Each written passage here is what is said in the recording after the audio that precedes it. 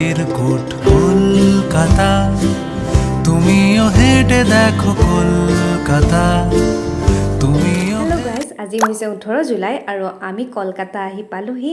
কলকাতাৰ পৰা আমি ডাইৰেক্ট আহিলোঁ হোটেললৈ। হোটেলখন যিহেতু আমি অনলাইন বুকিং কৰিছিলোঁ আৰু আহি দেখি পালোঁ যে আমাৰ বুকিং কেঞ্চেল হৈ আছে। অকল আমাৰেই নহয়, অসমৰ কেইবাজনো মানুহৰো এনেকুৱাই হৈছিলে, কাৰণ এহেঁতে অনলাইনৰ বুকিংবিলাক কেঞ্চেল কৰি অফলাইনত সিহঁতে ৰেণ্টবিলাক বেছিকৈ পেলাই তেনেকৈয়ে মানে মানুহবিলাকক দি আছিলে। আমাৰ অলৰেডি 4,500 টকা দিয়া হৈ গৈছিলে। তাৰপিছত আমি অয়'ৰ লগত কণ্টেক্ট কৰিলোঁ, যিহেতু হোটেলখনৰ অয়'ৰ আণ্ডাৰৰে আছিলে আৰু হোটেলখনৰ নামটো আপোনালোকে ভালকৈ মনত ৰাখিব, ৰয়েল গাৰ্ডেন। এইখন হোটেললৈ পৰাপক্ষত নাযাব। দেখাত যিমানটো ৰয়েল যেন লাগে, কিন্তু ভিতৰি অকণমান মানে বেয়া দেখিলোঁ। সেইকাৰণে আমি সেইখন হোটেলৰ পৰা একেবাৰে ওলাই আহি পাৰ্ক ষ্ট্ৰীটৰ অকণমান ধুনীয়া হোটেলত আমি থাকিলোঁ। ধুনীয়া পৰিৱেশ, তাৰ একেবাৰে ফ্ৰণ্টতে আছিলে এখন ধুনীয়া মল। আৰু সন্ধিয়া এনেকৈ আমি আহিলোঁ আবেলি।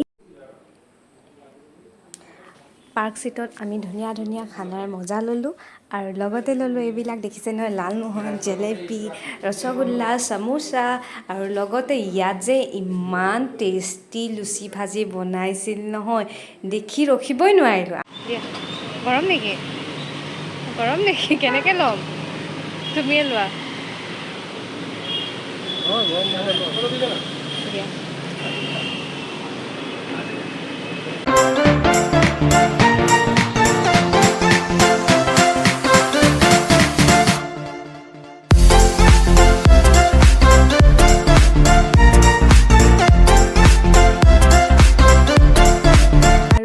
পৰা আমি অকণ কিনকিনীয়া বৰষুণত তিতি আমি দুইটা খোজেৰে আহি পালোহি নিউ মাৰ্কেট।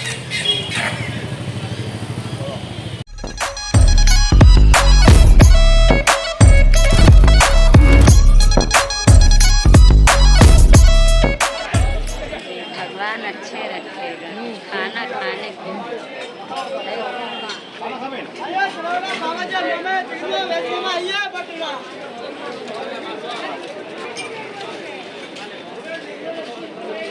এইবোৰ যে চশমা মই ট্ৰাই কৰি আছোঁ, সেইবোৰ আকৌ কওঁতে বহুত কয়, 250, 300, কিন্তু মই একদম পূৰা ৰেপি 100 টকাতে আনিলোঁ এযোৰ।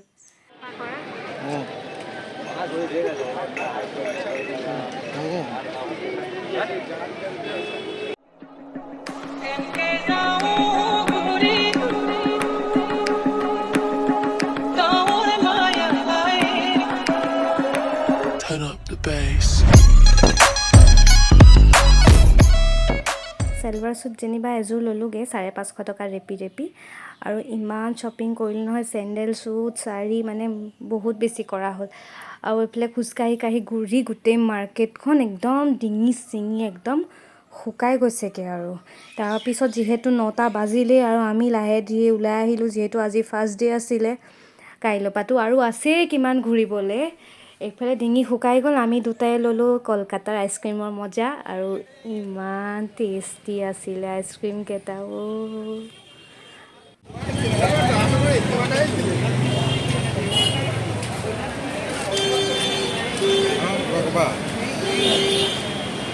কলকাতাত আইচক্ৰীমৰ সোৱাদ লৈছোঁ আমি।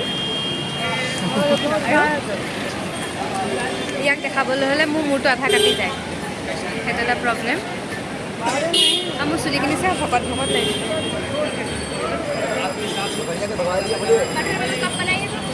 বহুত টেষ্টি।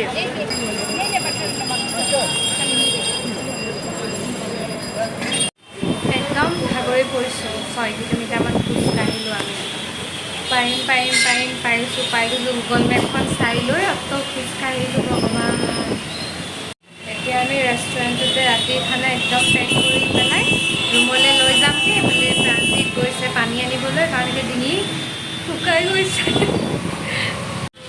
খাই বৈ